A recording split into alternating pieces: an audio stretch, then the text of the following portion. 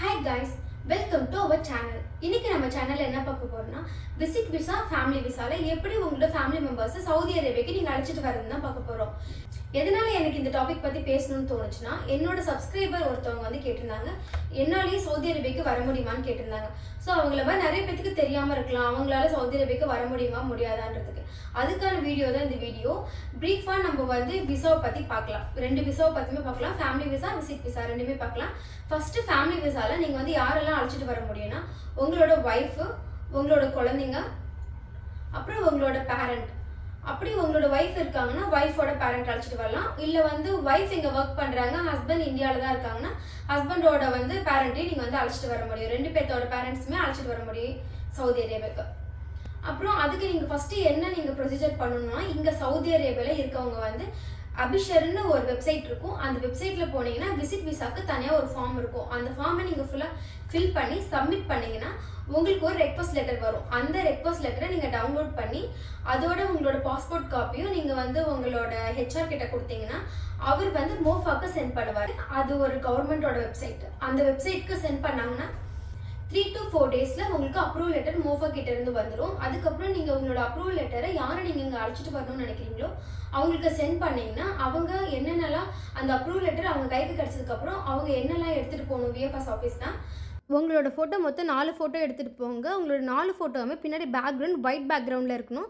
உங்களோட காது ரெண்டுமே நல்லா கிளியராக தெரியணும். மேபி நீங்கள் கரெக்டான ஃபோட்டோ நான் சொன்ன மாதிரி எடுத்துகிட்டு போகலின்னா உங்களுக்கு திரும்ப ஃபோட்டோ எடுத்துகிட்டு வர சொல்லுவாங்க. அவங்களோட விஎஃப்எஸ் ஆஃபீஸ்லேயே ஃபோட்டோ எடுத்து கொடுப்பாங்க. பட் வெளியே எடுக்கிறத விட உள்ள காஸ்ட் வந்து 2 times அதிகமாக இருக்கும். ஸோ நீங்கள் வீட்டிலேருந்து போகிறச்சே நீங்கள் வந்து எடுத்துகிட்டு போயிடுங்க. அப்புறம் ஃபோட்டோஸ் நான் எடுத்துக்கணும். உங்களோட பாஸ்போர்ட் நீங்கள் வந்து எடுத்துக்கோங்க. ஜெராக்ஸும் எடுத்துக்கோங்க. ஒரு 3 ஜெராக்ஸ் எடுத்துக்கோங்க. உங்களோட ஹஸ்பண்ட் இங்கே ஒர்க் பண்ணுறாரு இல்லையா அவரோட ப்ரூஃப் என்னென்னு எடுத்துகிட்டு போனால் பாஸ்போர்ட் ஜெராக்ஸ் எடுத்துக்கணும். அப்புறம் அவரோட இக்கமா ஜெராக்ஸ் எடுத்துக்கணும். நான் வீடியோ எடுக்கும்போது 3 டாக்குமெண்ட் சொல்ல மறந்துட்டேங்க. அது என்னென்னா உங்களோட ஆதார் கார்டு எடுத்துக்கோங்க, உங்களோட ஹஸ்பண்டோட ஆதார் கார்டு எடுத்துக்கோங்க, அப்புறம் உங்களுக்கு சவுதியிலேருந்து ஒரு அப்ரூவல் லெட்டர் வாங்கி கொடுத்தாரு இல்லையா அந்த லெட்டரும் எடுத்துக்கோங்க. ஒரிஜினல் ஜெராக்ஸ் ரெண்டுமே எடுத்துக்கோங்க. அப்புறம் மறக்காமல் உங்களோட மேரேஜ் சர்டிஃபிகேட் எடுத்துக்கோங்க. கம்பல்சரி விஎஃப்எஸ் ஆஃபீஸில் மேரேஜ் சர்டிஃபிகேட் கேட்பாங்க நீங்கள் ஒய்ஃபை இங்கே அழைச்சிட்டு வரணும்னா. அப்படி இல்லைன்னா ஹஸ்பண்டோட பாஸ்போர்ட்டில் ஒய்ஃப் நேம் இருக்கணும், ஒய்ஃபோட பாஸ்போர்ட்டில் ஹஸ்பண்ட் நேம் இருக்கணும். அப்படி இருந்ததுன்னா மேரேஜ் சர்டிஃபிகேட் கேட்க மாட்டாங்க. இதெல்லாம் இந்த ஒரு நாள் தான் தேவைப்படும். நீங்கள் அங்கே போகும்போது கையில் 6000 rupees கொண்டு போயிடுங்க. 6000 rupees கேட்பாங்க. மேபி நீங்கள் பேரண்ட்ஸ் எங்கே நீங்கள் வந்து கூட்டிகிட்டு வரீங்கன்னா அவங்களுக்கு 60 years, சப்போஸ் 60 yearsக்கு மேலே இருக்கீங்கன்னா 5000 எக்ஸ்ட்ரா எடுத்துக்கோங்க. ஏன்னா உங்களுக்கு 60 yearsக்கு மேலே இருக்கவங்களுக்கு இன்சூரன்ஸ் கொஞ்சம் காஸ்ட் அதிகமாக இருக்கும். அப்புறம் அவங்க வந்து விஎஃப்எஸ் ஆஃபீஸில் மொத்தம் 2 ஆப்ஷன் கொடுப்பாங்க. ஒன்று வந்து ப்ரீமியமில் போகலாம், இன்னொன்று வந்து நார்மல். நான் வந்து நார்மலில் தான் போனேன். நார்மலே எனக்கு வந்து ஓகேவாக தான் இருந்தது. ரொம்ப வயசானவங்களாக இருக்காங்க அப்படின்னா நீங்கள் ப்ரீமியம் கூட போட்டுக்கலாம். நீங்கள் விஎஃப்எஸ்குள்ளே போனீங்கன்னா உள்ள இருக்க ஆஃபீஸர் உங்ககிட்ட கேட்பாங்க நீங்கள் வந்து கொரியர் எடுத்துக்கிறீங்களா இல்லை வந்து நீங்கள் கலெக்ட் பண்ணிக்கிறீங்களான்னு கேட்பாங்க. விசா நீங்கள் வந்து கொரியர் போட்டுக்கோங்க. ஏன்னா நீங்கள் கொரியர் போட்டிங்கன்னா வீட்டுக்கே வந்துடும். அதுவும் இல்லாத உங்களுக்கு கொரியர் வந்து 15 daysக்குள்ளே வந்துடும். அப்படி நீங்கள் போய் கலெக்ட் பண்ணுற மாதிரி இருந்ததுன்னா உங்களுக்கு 2 to 3 days வந்து அதிகமாகும். அதே மாதிரி எஸ்எம்எஸும் நீங்கள் வந்து அலாட்டும் நீங்கள் வந்து புக் பண்ணிட்டீங்கன்னா உங்களுக்கு வந்து ஈஸியாக இருக்கும். அதுவும் நீங்கள் கொடுத்துட்டீங்கன்னா நீங்கள் வந்து எஸ்எம்எஸ் மூலிமா உங்களுக்கு ஒரு ட்ராக் நம்பர் கொடுத்துருவாங்க. அந்த ட்ராக்கிங் நம்பரில் உங்களோட விசா வந்து எந்த ப்ராசஸில் போயிட்டு இருக்குன்றதும் நீங்கள் வந்து ட்ராக் பண்ணிக்கலாம். அதே மாதிரி ஒரு 7 daysல உங்களுக்கு வந்து இமெயிலில் வந்து வந்துடும் விசா. உங்களுக்கு வந்து கொரியர் வரத்துக்கு 15 days இருக்கும். விசிட் விசா இதோட முடிஞ்சது. விசிட் விசா ரொம்பவே ஈஸி ஃபேமிலி விசாவோட. நெக்ஸ்ட் நம்ம வந்து ஃபேமிலி விசாவுக்கு என்னென்னலாம் தேவைப்படுன்றதை பார்க்கலாம். ஃபேமிலி விசாவில் நீங்கள் யாரெல்லாம் அழைச்சிட்டு வர முடியும்னா ஒய்ஃப், குழந்தைங்க இவங்க 2 பேர்த்து மட்டும் தான் அழைச்சிட்டு வர முடியும். பேரண்ட்ஸை அழைச்சிட்டு வர முடியாது. அவங்களே விசிட் விசாவில் மட்டும்தான் அழைச்சிட்டு வர முடியும். அதே போல் இன்னொரு விஷயங்க ஃபேமிலி விசான்றது வந்து எல்லாருக்குமே கொடுக்க மாட்டாங்க. ஒரு சில கம்பெனியில் வந்து கொடுக்க மாட்டாங்க. ஃபேமிலி விசா கொடுக்க மாட்டாங்க. விசிட் விசா மட்டும்தான் அவங்களால அவங்களோட ஃபேமிலி இங்கே வந்து கூப்பிட்டு வர முடியும். ஸோ எல்லாரும் ஃபேமிலி விசா எதிர்பார்க்க முடியாது. ஒரு சில கம்பெனி ரொம்ப ரேர், ஏதாவது ஒரு கம்பெனியில் மட்டும்தான் கொடுக்க மாட்டாங்க ஃபேமிலி விசா. மற்றபடி மோஸ்ட் ஆஃப் தி கம்பெனியில் ஃபேமிலி விசா கண்டிப்பாக கொடுப்பாங்க. ஓகே, ஃபேமிலி விசாவுக்கு ஃபஸ்ட்டு நீங்கள் பண்ண வேண்டியது என்னென்னா உங்களோட கம்பெனியில் நீங்கள் இன்ஃபார்ம் பண்ணணும் நான் இந்த மாதிரி ஃபேமிலியை கூட்டிகிட்டு வர போகிறேன் அப்படின்னு. அவங்க உங்களுக்கு அபிஷர் அக்கௌண்ட்டில் உங்களுக்கு 2000 riyal வந்து பே பண்ணிடுவாங்க, போட்டுருவாங்க உங்களோட அக்கௌண்ட்டில். நெக்ஸ்ட் நீங்கள் வந்து உங்களோட ஹெச்ஆர் கிட்ட நீங்கள் வந்து ஃபேமிலி கூட்டு வர போகிறீங்கன்னு சொன்னீங்கன்னா அவர் ஒரு ஃபார்ம் டவுன்லோட் பண்ணி அந்த ஃபார்ம் ஃபுல் அண்ட் ஃபுல் வந்து அரபிக்கில் தான் இருக்கும். அந்த ஃபார்ம் ஃபுல்லாகவே அவரே ஃபில் பண்ணி கொடுத்துருவாரு. அந்த ஃபார்மும் வாங்கி வச்சுக்கோங்க. நெக்ஸ்ட் வந்து அரபிக்ல நீங்க வந்து உங்களோட மேரேஜ் சர்டிஃபிகேட்டை கன்வெர்ட் பண்ணணும். இங்க வந்து ஃபர்ஸ்ட் நீங்க அரபிக்ல உங்களோட மேரேஜ் சர்டிஃபிகேட்டை கன்வெர்ட் பண்ணணும். அதுக்கு நீங்க வந்து யாரை காண்டாக்ட் பண்ணணும்னா ஆத்தரைஸ்ட் டிரான்ஸ்லேட் ஏஜென்சி இருப்பாங்க. உங்களோட ஏரியாலே நிறைய ஏஜென்சி இங்க வந்து இருக்கும். ஸோ நீங்க ஆத்தரைஸ்டு ஏஜென்சியா பார்த்து அவங்களை காண்டாக்ட் பண்ணீங்கன்னா அவங்க வந்து 1 or 2 டேஸ்லேயே உங்களுக்கு வந்து அரபிக்ல கன்வெர்ட் பண்ணி கொடுத்துருவாங்க உங்களோட மேரேஜ் சர்டிஃபிகேட்டை.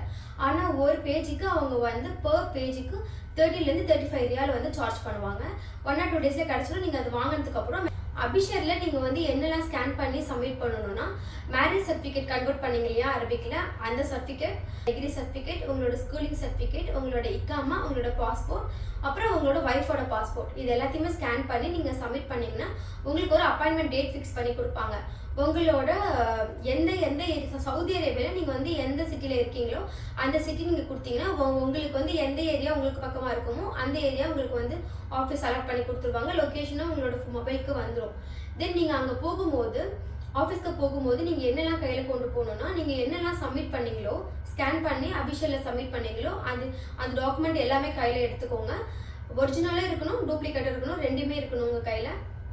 நீங்கள் வந்து எடுத்துகிட்டு நீங்கள் ஆஃபீஸ் போகும்போது அங்கே நீங்கள் போனதுக்கப்புறம் அவங்க வந்து உங்களுக்கு ஒரு இங்கிலீஷில் தான் அந்த ஃபார்ம் இருக்கும், அந்த ஃபார்ம் கொடுப்பாங்க. அந்த ஃபார்ம் ஃபில் பண்ணி கொடுத்தீங்கன்னா உங்களுக்கு ஒரு டோக்கன் நம்பர் தருவாங்க. உங்களை வந்து டோக்கன் வைஸாக உங்களை வந்து உள்ளே கூப்பிடும் போது நீங்கள் வந்து ஃபஸ்ட்டு நீங்கள் வந்து ஜெராக்ஸ் அவங்க கிட்ட கொடுப்பீங்க, டூப்ளிகேட் கொடுப்பீங்க. அவங்க செக் பண்ணிவிட்டு உங்களோட ஒரிஜினல் கேட்பாங்க. உங்களோட ஒரிஜினலும் வாங்கி எல்லாமே ஃபுல்லாக கிளியராக செக் பண்ணி முடிச்சுட்டு உங்கள் கையில் ஒரு எல்லோ கலர் ஷீட் கொடுப்பாங்க. ஏன்னா நீங்கள் வந்து உங்களோட ஃபேமிலி மெம்பர், உங்களோட ஃபேமிலியை நீங்கள் இங்கே சவுதிக்கு அழைச்சிட்டு வரலாம், நோ அப்ஜெக்ஷன் சர்டிஃபிகேட் மாதிரி ஒரு சர்டிஃபிகேட்டை உங்களுக்கு வந்து கொடுப்பாங்க.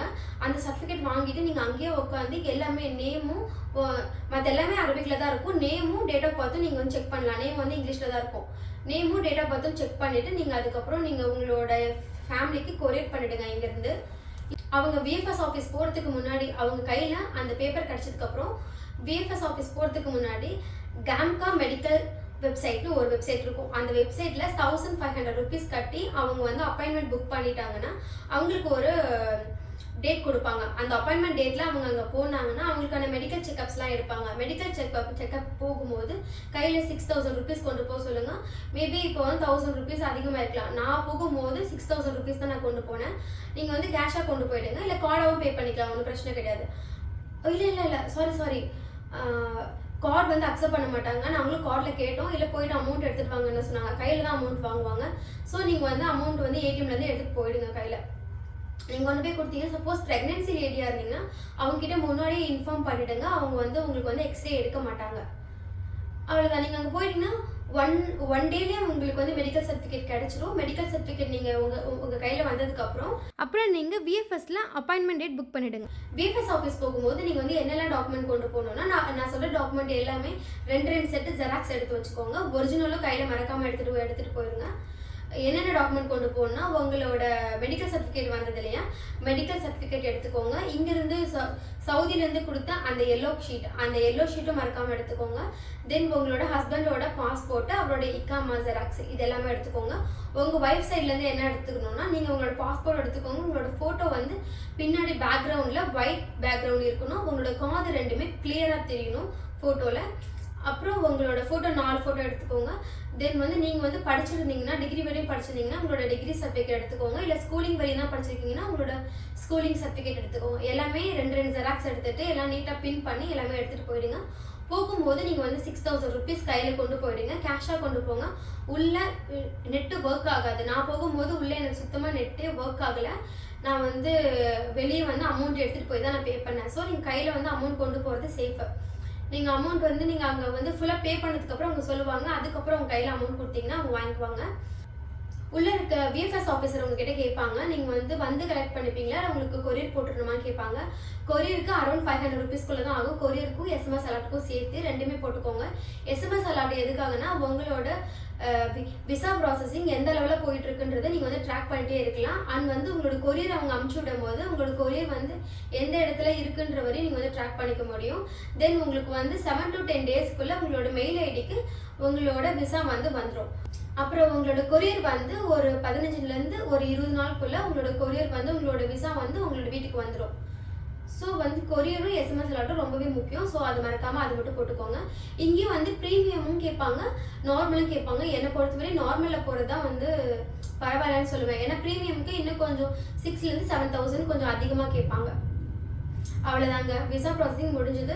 எல்லாரும் கேட்டுட்டு சும்மா மட்டும் விடக்கூடாது. கண்டிப்பாக உங்களோட ஃபேமிலி இந்தியாவில் இருந்தாங்கன்னா கண்டிப்பாக சவுதி அரேபியாவுக்கு கூட்டிகிட்டு வந்து அவங்களையும் இங்கே வச்சு ஃபுல்லாக சுற்றி காமிச்சு அவங்கள சந்தோஷமாக அவங்கள இந்தியாவுக்கு அமுச்சு வைங்க. ஐ ஹோப் உங்களுக்கு இந்த வீடியோ பிடிச்சிருக்குன்னு நினைக்கிறேன். உங்களுக்கு இந்த வீடியோ பிடிச்சிருந்ததுன்னா மறக்காமல் லைக் பண்ணுங்கள், ஷேர் பண்ணுங்கள், சப்ஸ்கிரைப் பண்ணுங்கள், பெல் பட்டனும் கிளிக் பண்ணிக்கோங்க. அப்போ தான் நான் போடக்கூடிய வீடியோ உங்களுக்கு நோட்டிஃபிகேஷனாக வந்து சேரும். ஓகே, பாய். நெக்ஸ்ட் வீடியோவில் பார்க்கலாம்.